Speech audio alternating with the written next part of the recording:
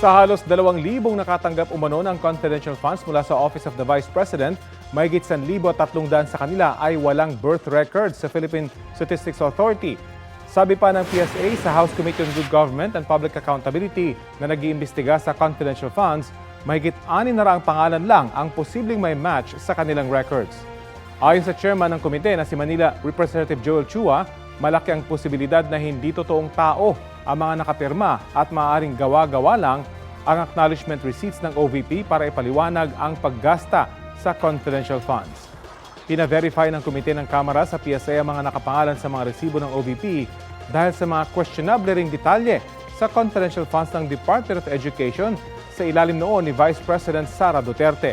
Kasama riyan ang nakapirmang Mary Grace Piatos na una nang nakumpirmang walang birth record sa PSA. Sinisikap ng GMA Integrated News na kunin ang pahayag ng OVP kaugnay ng ulat ng PSA.